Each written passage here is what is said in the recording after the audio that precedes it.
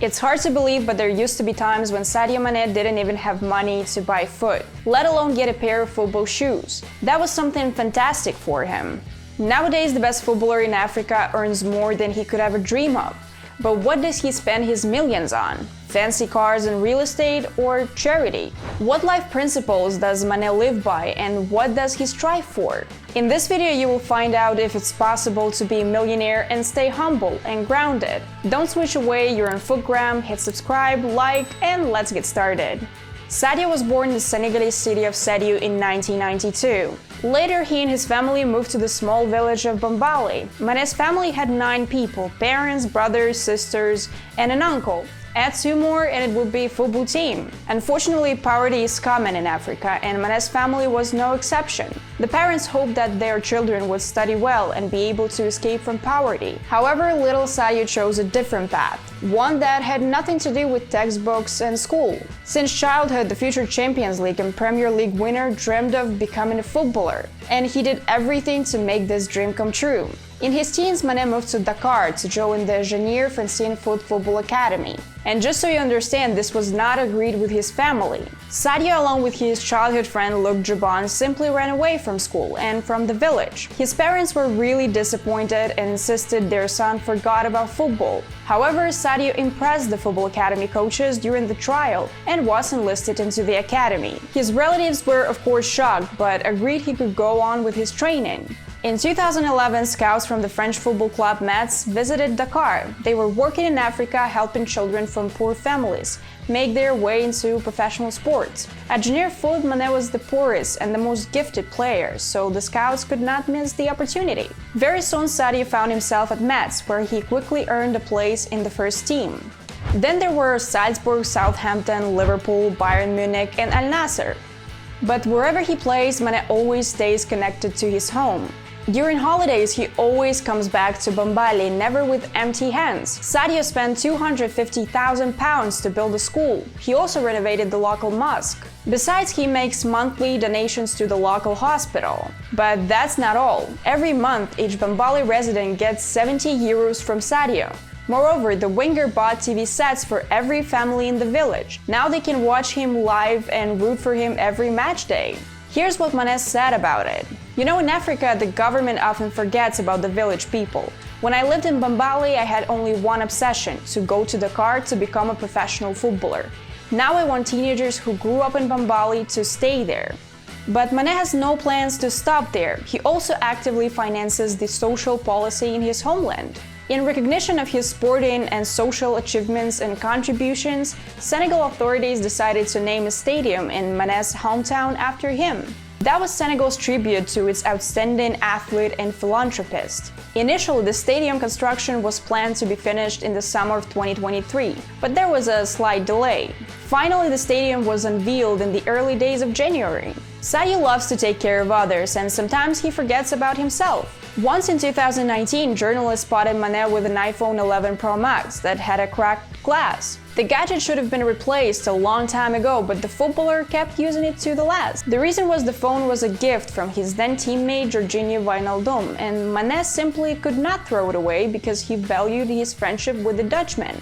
After winning the Champions League, Liverpool presented all the players with an iPhone XS with 24 carats of gold, but Mane was never seen with it in public.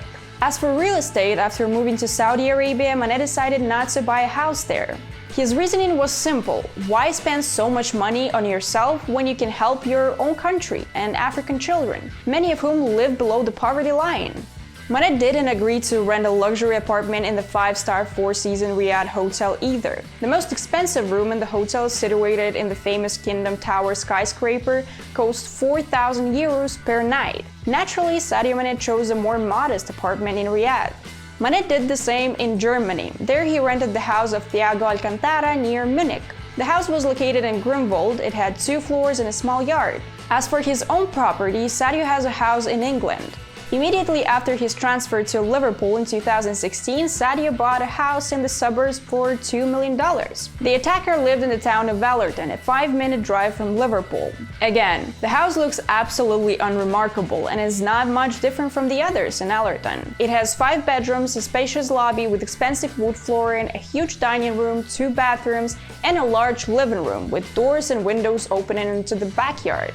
A small football goal on the manicured lawn is missing its owner badly, but Mane doesn't want to sell this mansion because he believes one day he could return to England. It's unclear if it's going to be a new club he signs with or his retirement destination. Mane's generous nature revealed itself to the fullest when the coronavirus pandemic broke out. In 2020, Sadio could not stay indifferent to people's hardships and helped his beloved Senegal in the fight against the deadly disease. The footballer donated 50,000 euros to the country. Some may say the donation wasn't too big, but don't be too quick to judge. The thing is, at the time, only 27 people in Senegal were diagnosed with the coronavirus. Therefore, 50,000 euros helped not only to cure them, but also to stop the spread of the virus. Now that you've learned how humble Sadio Mane is, you'd think after games he goes home on a bicycle or even takes a walk.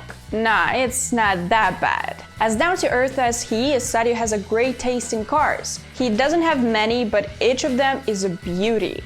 During his career, Mane was seen driving 4 cars, and here is what they look like. The first is the Mercedes G63 AMG. This comfortable SUV is best suited for off-roading. Its top speed is 210 km per hour and the acceleration time to 100 km per hour is 5.6 seconds.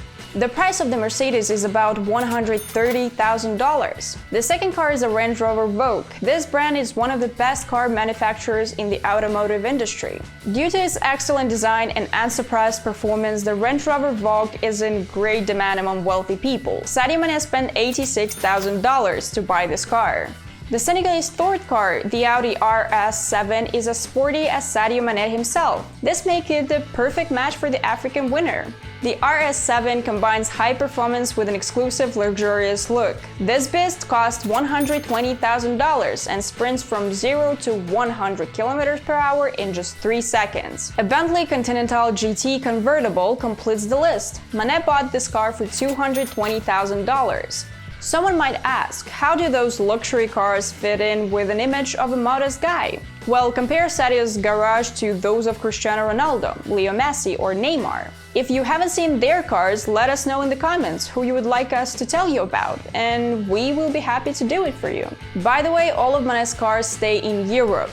And in Saudi Arabia, the footballer uses club cars or even buses to get wherever he wants to.